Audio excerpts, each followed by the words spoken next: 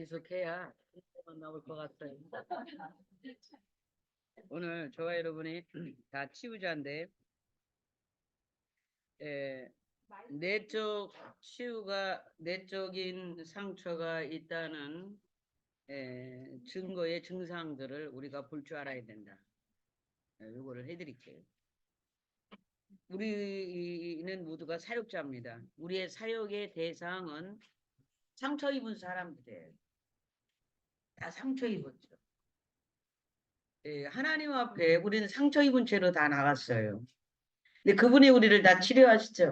아멘. 우리 옆에 나오는 사람들도 다 상처 입은 영혼이에요.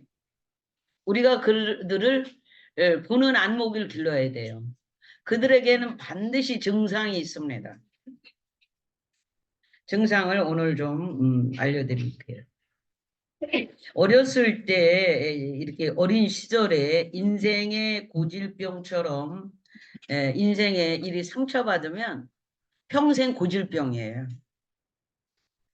특히 우리가 유년 시절에 경험한 이 치명적인 경험들은요, 인생을 사는 동안에 아주 고질적인 삐뚤어진 성품으로 아니면 부정적인 자상으로 자리 잡게 되죠.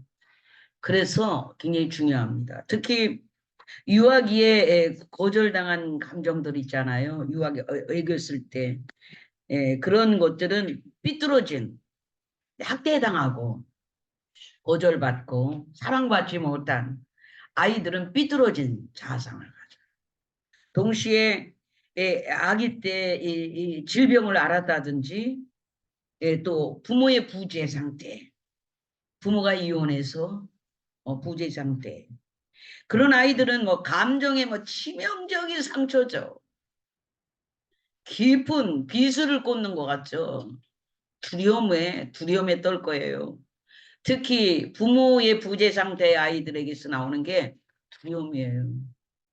그래서 그 두려움을 이기려고 폭력을 행하죠. 그래서 모든 이런 상태에 놓여있던 아이들은요, 굉장히 비정한 사람이 됩니다.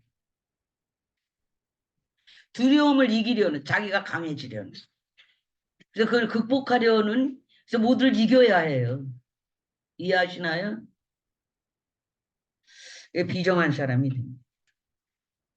여러분, 감정적으로 상처받는 영향을 일반적으로 사람의 행동이나 태도를 잘 관찰하면 내적 상처로 인한 어떤 것들이 밖으로 다 드러나게 돼 있어요. 밖으로 드러나는 증상을 우리가 조금 이해를 하면 사람을 이해하고 돕고 치유하는 데 굉장히 도움이 되고 그 사람을 대하고 내가 품에 안을 때 상당히 도움이 되는 것이죠. 그거 한 몇 가지만 말씀을 드리고 오늘 사역을 할게요.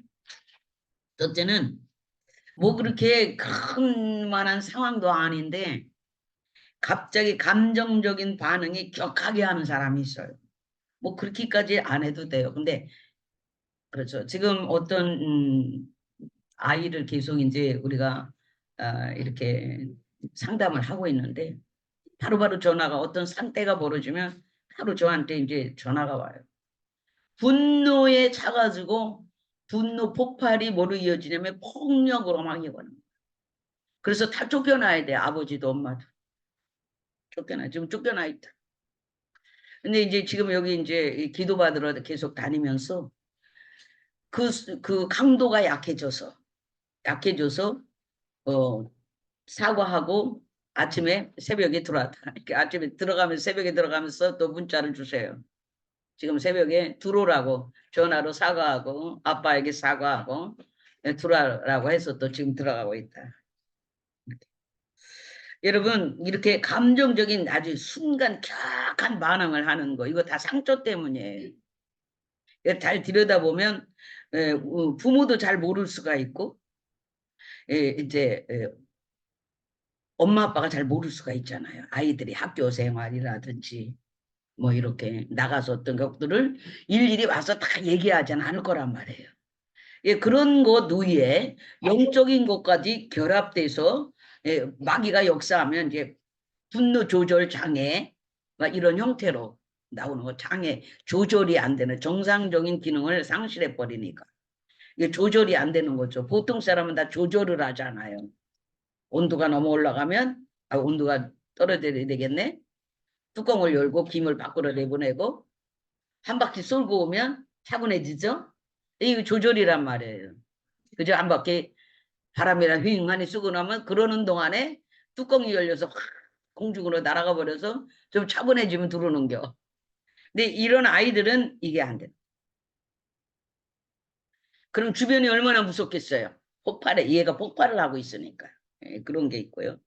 그래서 감정적인 반응을 너무 격하게 한다. 이런 거. 두 번째는 감정의 변화가 있을 때 이 아이 자체가, 이 사람 자체가 막 힘들어해. 통증을 느끼지. 저도 힘든겨. 저도 자기 본인 자신도 힘든 거예요.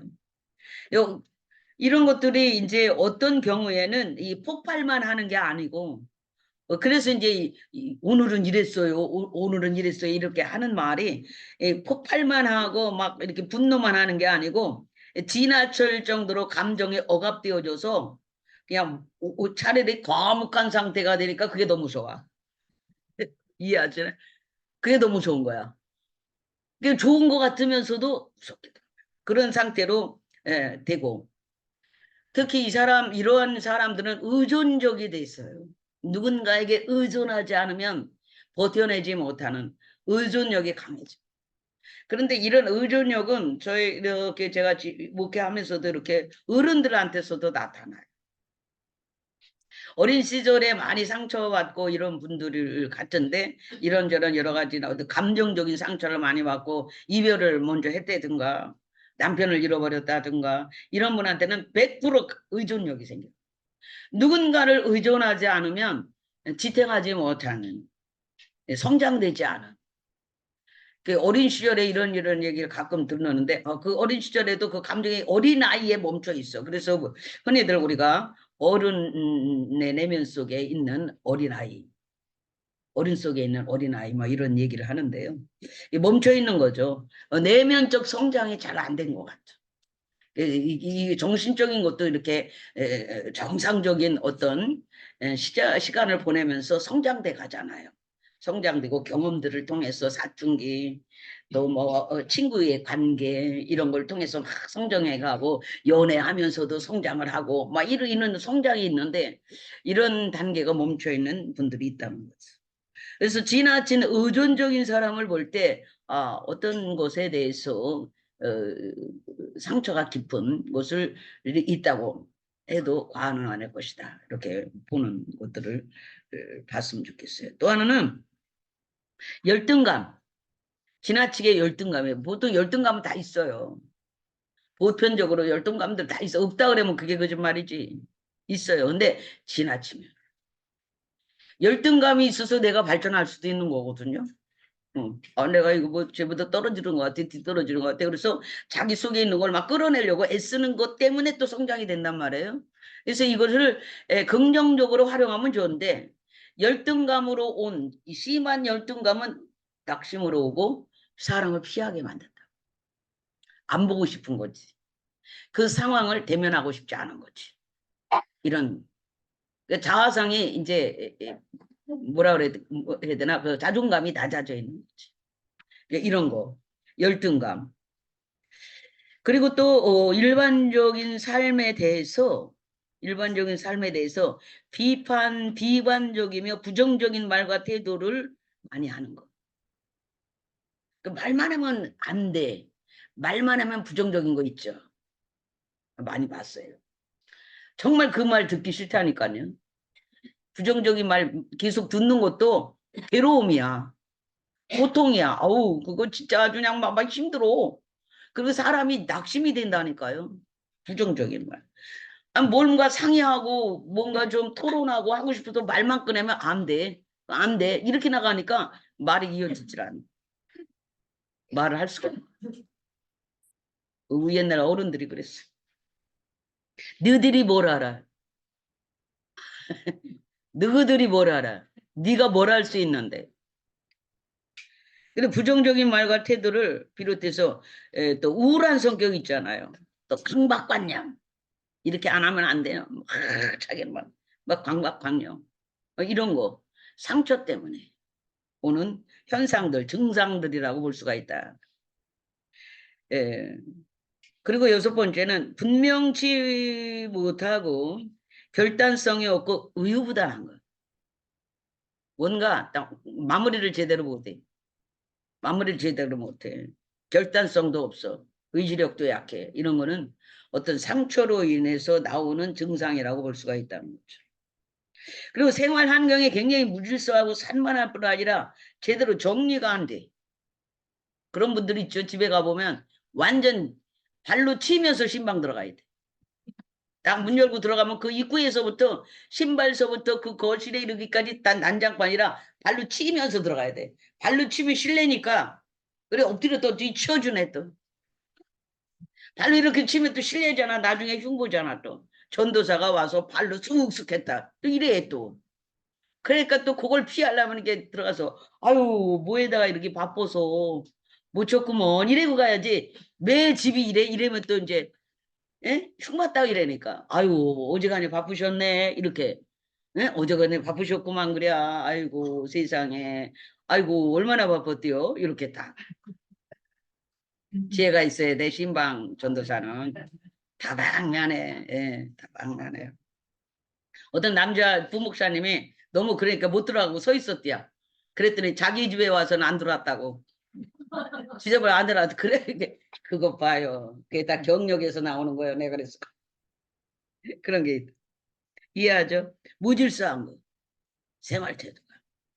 정리할 줄 몰라. 그냥 있는 거예요. 여덟 번째. 두려워해. 무슨 일이 자기에게 닥치면 막 두려워하는 거예요. 의지력이 없어.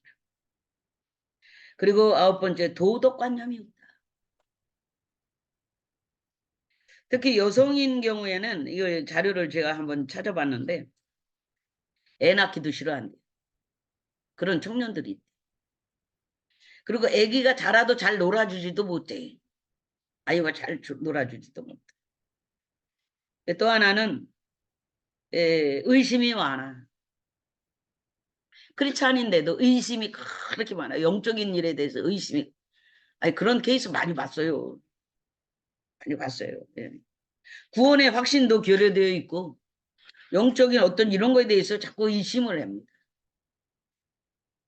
그렇기 때문에 내적인 상처라는 것은 지나간 기억과 관련되어 있는 상처거든요. 지나간 기억. 근데 그런 것들을 떠올려서 다 회개해야 되고 그런 것들로 인해서 기도해야 돼. 원인이 있었을 거란 말이에요. 원인이. 그런 것들을 하나님 앞에 해놔야지. 우리 크리스찬이기 때문에 너무나 감사한 거예요. 예. 그리고 또 어떤 기억들로 인해서 거절감을 당했다든가 애정이 결핍된 어떤 영역들 사랑을 받지 못한. 근데 저도 지금 어머니들 같이 우리 세대가 자랄 때 내 새끼 내 새끼 이뻐라 뭐 쫓아다니면 이런 기억이 없거든요. 그죠? 없어요. 없는데 어떻게 그렇게 독립심이 있고 그 신의가 있었는지 그냥 그런 부모에 대한 믿음 그런 신뢰 또 자식이 부모를 사랑해주는 마음 이해하나요? 어디서 왔을지는 모르겠는데 그런 마음들이 있어서 뭐 부모의 부재는 아니었으니까 분명한 것은 제 기억이 지금도 분명히 남아있는 것은 부정적인 건 별로 없고 부모가 다투고 싸우고 그런 건 기억이 있어요. 그런데 그것 때문에 막 우리 부모는 왜 저래 왜 아플까 막 이래지는 않고 그 기억 너머에 또 뭐가 있냐면 늘 아버지가 그 어떤 그 산에서 나무를 해올 때 진달래꽃이 하나는 꽂혀 있었던 거. 진달래꽃 봄에. 예전에는 하죠. 진달래꽃이 하나는 꼭 짜있어 지게를 내려놓으면 그거를 옛날에 이것만한 항아리가 있어요. 항아리에 꽂아서 그 어머님이 그 마루 툇마루 끄트머리 자락에 주방으로 들어가는 쪽에 부엌으로 들어가는 이렇게 나무가 있고 문 열고 들어가면 주방 거기에 하나를 꽂혀 있던 거. 그래서 학교에서 돌아올 때는 대문이 열려 있으니까 대문 안으로 이렇게 보여요, 안에. 대문이 열려 있으면 그 안에 진달래꽃이 하나로 꽂혀 있는 게 보인단 말입니다. 참 좋았던 것 같아요. 그 기억이 굉장히 선명하고 또 지게를 지고 와서 탁 했는데 그 안에 뱀도 나왔어. 그게 숲을 속이니까. 근데 그렇게 나쁘거나 뭐 그렇지는 않고 바로 아버지가 잡아서 이제 내보냈죠. 그런 것들이 굉장히 많고 동시에 칡뿌리가 이제 캐셔가지고 작두에 썰어서 먹던 거. 썰어서 아이들 다 주죠. 그래서 칡뿌리도 순놈이 있고 암놈이 있어요. 그래 이제 암놈이라고 하는 건데 거기서 순이 많이 나고 하는 건데 굉장히 씹을수록 고소합니다. 그게. 예, 그런 기억들. 그래서 그 부모에 대한 그런 게 없이 결핍이 없이 정서적으로 굉장히 안정적이었던 것 같아요. 그런 기억이 있어요. 예. 그리고 항상 사람들이 오고 갔고 그랬던 것 같아요. 이렇게 어린 시절에 거절감이라든지 애정의 결핍이라든지 이런 상처로 인해서 그런 것들은 점차 자라면서 어느 부분에서든지 증상이 드러나는 사람 만나기를 싫어하던가 불안해한다든가 신경이 예민해 있다든가 뭐 이런 거 그런 행동을 드러낸다고 합니다. 그렇기 때문에 내적인 이런 내면적인 상처는 이런 감정에 거의 무방비 상태죠. 어린 시절이니까. 이게 영향을 많이 미치는 거예요. 무방비 상태 전혀 어떤 대항력이 없잖아요. 아이들은 매를 때려도 대항력이 없고 핍박을 해도 대항력이 없으며 상처로 고스란히 남는 거죠. 굉장히 치명적인 거죠. 그러면서 자라면서 이 의식 세계에서 의식을 넘어 단기 기억을 넘어 장기 기억 속에 들어갔다가 그래서 무의식의 세계로 들어가거든요. 이게 어둠으로 들어간다는 말이에요. 그래서 어둠에서 자기 잠시 잊은 거지 그것이 사라진 건 아니란 말이에요. 그러나 내면 속에서는 그것들로 인해서 나타나는 증상들이 서서히 자리를 잡는 거예요. 제일 먼저 드러나는 게 두려움 같아요. 그리고 어, 열등감, 열등감 같아요. 제 경험에 저에게도 열등감 같은 게 좀 있었던 것 같아요. 열등감 같은 게 어느새 어느 날 그냥 극복이 됐는데 그런 게 있으니까 만나기가 싫어. 비교당하는 거. 굉장히 열등감을 만들어낼 수 있는 요소죠. 그런데 이제 뭐 워낙에 뛰어났으니까 다방면에 예. 다방면에 막 예. 하고 그때 이제 어떤 어린이들의 놀이를 통해서 보통은 나무에 올라가서 나무를 흔들면서 자동차 놀이를 하죠. 오라이 붕붕붕붕붕 예? 그 이게 어린 시절에 놀거리가 없단 말입니다. 뭐 고무줄 아니면 오줌인데 좀 격하게 놀고 싶은 게 있잖아요. 막 나무 위에 저희 주변에 다 대추나무가 쭉 주변에 많은데 대추나무에 올라가면 지대가 높은 집에 있었어요. 지대가 높은 곳이기 때문에 높은 곳에 동네가 다 보여버려요. 근데 나무에 올라가면 더 잘 배지. 그러면 신이 난 거죠. 신이 나서 막 대추나무 올라가서 막 대추나무가 출렁출렁 하잖아요. 굴르니까.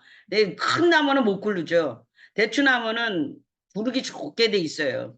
너무 가늘지도 않고 너무 굵지도 않고. 굴르면 굉장히 탄성이 있단 말이에요.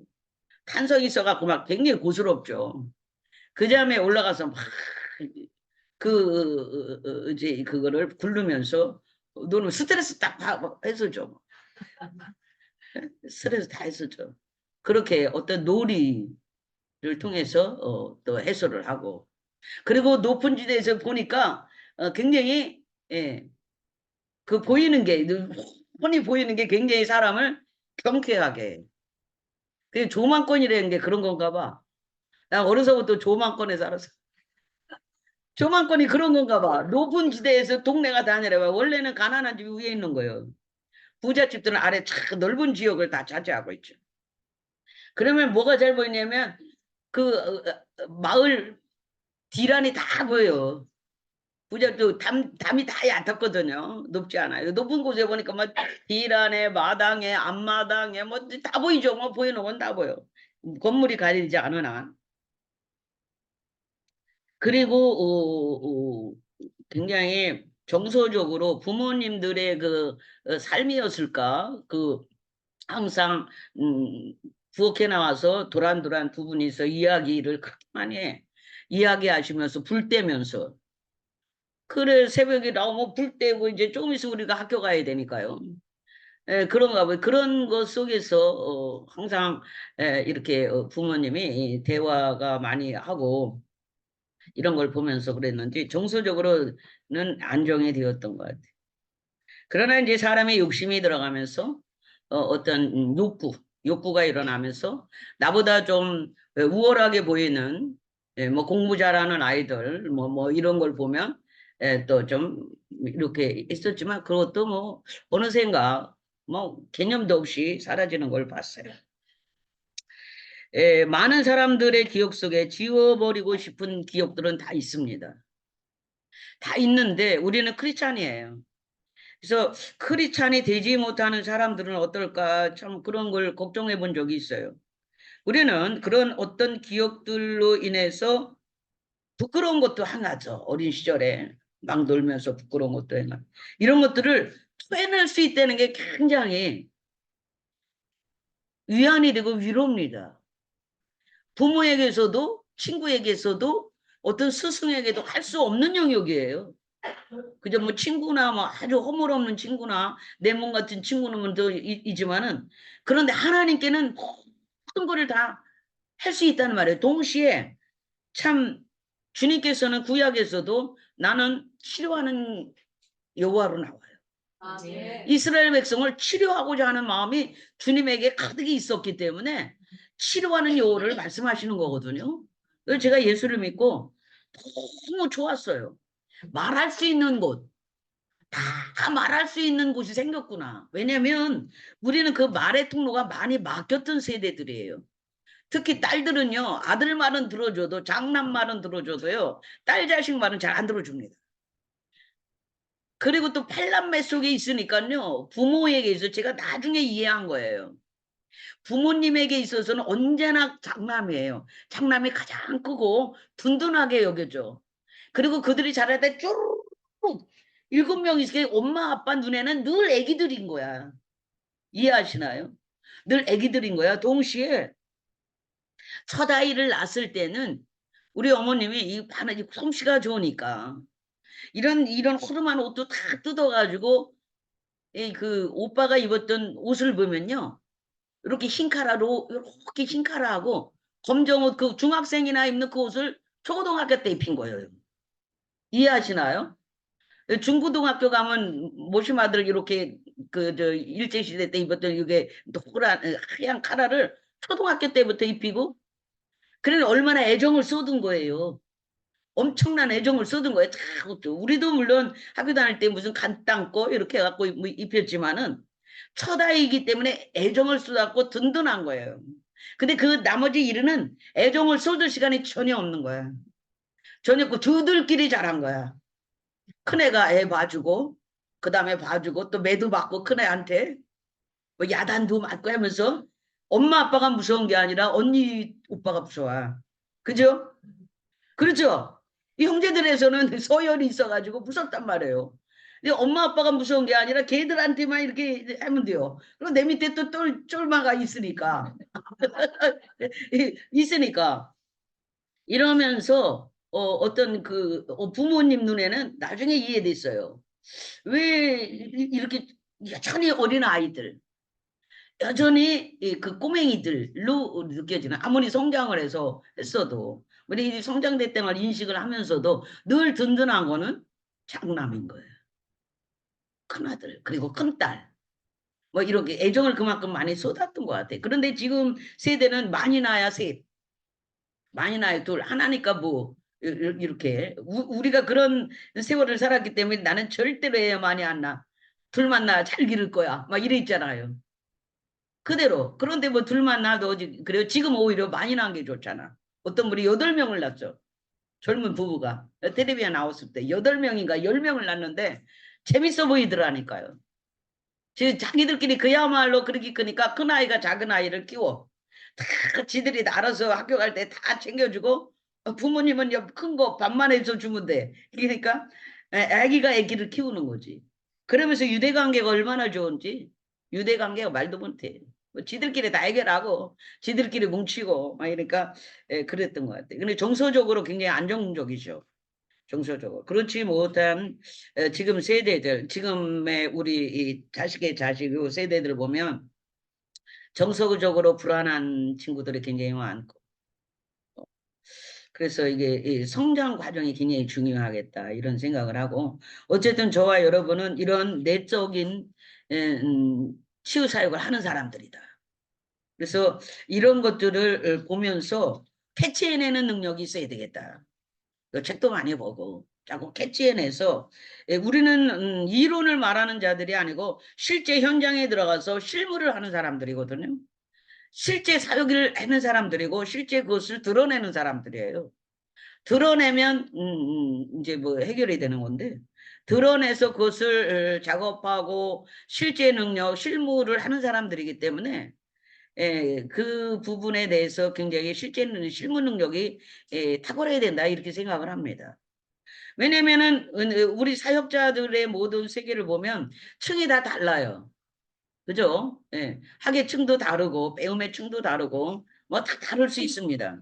그러나 실무 현장에서는 실무 능력이에요. 실무 현장에서 실무 능력이란 말이죠. 저와 여러분은 실무 능력, 실천 사역을 하는 사람들이에요. 근데 이 부분에 대해서 자꾸 그런 감각들, 어떤 나름대로의 그런 것들을 하다 보면은 스킬이 자라고 또 어떤 것이 눈에 띄고 경력이 쌓일수록 또 보는 안목이 넓어져요. 넓어지고 커지고 이렇게 되더라고요. 해보니까. 그래서 그런 영역에서 좀 탁월한 영역이 됐으면 좋겠다 생각하고, 우린 모두가 상대하는 사람은 다 상처받은 사람이라. 상처 없는 사람은 하나도 없을 거예요. 저와 여러분 자신도 물론 마찬가지고. 그래서 기도하면서 그것도 다 치유받고, 갱년기를도 일찍 왔던 것 같은데, 제 기억에는. 그때 왜 그랬을까, 우울감 이런 것도 왔었던 것 같은데, 근데 그게 일종의 갱년기인데, 어떻게 극복했을까? 가볍게 했어요. 맨날 기도하니까, 우울할 때 눈물이 터지는 게야. 그죠? 그 소리 내서 울고 나면 그냥 끝이야. 끝이야. 그래서 하나님께서 지금에 돌이켜서 쭉 볼 때, 아니, 울고 분 거 한 개 다 치유였구나. 하나님이 그렇게 터트리시고, 그러고 나면 시옥이 시원해가지고, 노래 부르면 또 오네. 그러니까 크고 작은 뭐는 거, 우리가 살면서 상처 안 받는 게 어딨어요. 약간의 그 스크래치가 다 있지요. 순간순간 눈빛 하나에도 뭐 언어 한마디에도 이런 게 다 있어요. 있는데 그것들이 우리에게 남겨질 시간도 없이 그냥 기도하고 뭐 하다 보면 다 해소가 되는 해소. 해소가 되는 거 해소가 되니까 기억도 안 나고, 그걸로 인해서 상처라는 건 아픔이 와야 되거든요. 아픔이 오고 그것 때문에 고통이 와야 된단 말이죠. 그게 상처예요. 그런데 고통을 느끼지도 못하고 아픔을 느끼지도 못하고 해소가 돼버리니까 그래, 기억은 있지만은 그 기억으로 인해서 내가 고통스러우면 그건 상처예요. 그게 아직 해소가 안 된 거지요. 그런데 우리가 그런 기억은 다 가지고 있어요. 그런데 그것이 고통스럽고 아프고 울고 불고 막 속상하고 막 응? 뭘 좀 해야 되고, 이런 데 센스 있게 웃으세요. 우리는 그런 사람들이 아니라는 거지. 그래, 예수 믿는 게, 기도하는 게 그렇게 좋아. 기도 속에서 하나님이 다 만지고 말씀을 들으면서 위로를 받고 소망을 얻기 때문에 해소. 아멘. 묶이고 쌓였던 게 해소가 되니까 이게 상처가 안 되는 기라. 아멘. 상처라는 말은 부정적인 언어로 쓰이는데 그것이 되게 고통을 가져올 땐 상처예요. 그렇죠? 그런 기억 없는 사람 어디 있어요? 어려서부터. 있어요. 그것이 상처가 되고 고통이 되고 아픔이 되고 괴로움이 돼가지고 남겨져 있는 거야. 해소를 못한 채. 그게 병증으로 나오는 거지. 이게 병증으로 나오는 거야. 그런데 우리들은 여기 앉아 상처 없는 사람 어디 있어요? 상처 더 받고 왔어요. 여기 있는 사람. 상처 더 많아. 그런데 그것이 병증으로 나올 정도는 아니에요. 오히려 남을 치료하려고 나와 있잖아요. 해소되기 때문이죠. 해소. 그래서 우리가 어떤 상황이든지 그들을 해소시켜줘야 되고 기도를 통해서 손을 얹어 기도하면서 위로의 말 한마디가 해소하는 그죠? 하는 그런 역사를 저와 여러분이 하기 때문에 사명의식을 갖자. 의식을 좀 분명히 하자. 그런 사명을 감당하는 데 있어서 손해보는 것도 좀 있고 있어요. 있어요. 예, 있습니다. 그것도 감당하자. 그거 이제 어떤 이해 타산을 따지기 시작하면 아무것도 할 수 없어요. 못합니다, 이거. 절대로 못합니다. 이해 상관으로 얘기 시작하면 안 돼. 안 돼. 그런데 주님의 마음으로 주님도 이렇게 하셨는데 주님의 마음을 가지고 아버지의 마음을 가져야만이 가능한 거예요. 이해 타산 들어가면 죽었다 깨나다. 이해하죠? 무슨 말인지 안 되더라고요. 그리고 성령께서도 기뻐하지 않으시고 성령이 역사를 안 해요. 이해하시나요? 왜? 주님의 마음으로 해야 되기 때문에. 적어도 주님같이는 아니어도 그분같이 우리가 성장한 사람은 아니어도 그냥 요만큼이라도 닮은 마음으로 아니 내가 묻어도 좀 씻으면 되지 하는 마음으로 하면은 가능한 거예요. 그럴 수 있기를 예수의 이름으로 축복을 하겠습니다. 우리 기도하고 이 시간을 위해서 이화진 집사님 기도하고 우리 찬양하면서 봅시다.